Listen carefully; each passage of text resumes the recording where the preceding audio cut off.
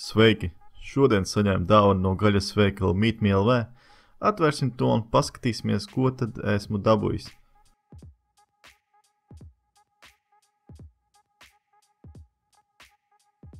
Te nu tas ir Latvijā ražots antrakota steiks, kas ir noturēts 60 dienas. Īsumā par noturēšanās procesu. Steika gaļu nogatavina speciālā telpā, lai tā paliktu mīkstāka un arī iegūtu daudz koncentrētāku garšu. Ir divu veidu noturēšanas metodas – sausā un mitrā. Šis steiks ir noturēts sausā veidā un tas ir darīts krietni ilgāk, kā ir pieņemts. Parasti steikus nogatavina 28 dienas. Plus pie katra steika līdz tiek iedots arī šis speciālais sāls.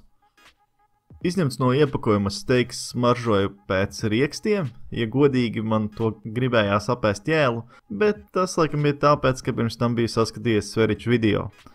Tad nu mazliet sāls un jāliek uz pannas.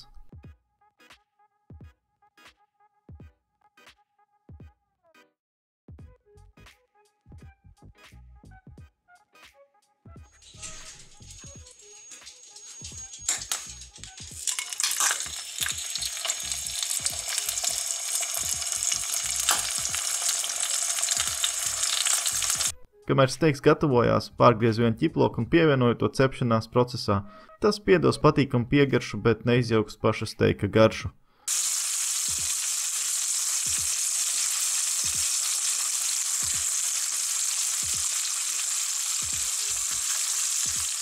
Tas ir gatavs.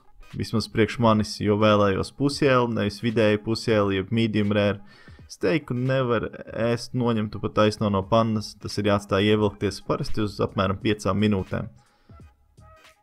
Kā redzat, gaļa ir mīksta un ar nazi to sagriezt ir ļoti vienkārši. Esmu uzcepis tieši tā, kā vēlējos, bet nu katram ir sava gaume. Mans mīļākais dzēriens ēdot steiku ir tepat Latvijā gatavot ābolu brūkliņu sula. Par garšu tā bija tik koncentrēta, ka spēju apēst vienu pusi no gabala un jau biju pilns. Mazliet riekstaina, bet ļoti patīkama stipra gaļas garša. Taisot šo video, pilnīgi tecēja siekala un gribējās vēl vienu steiku.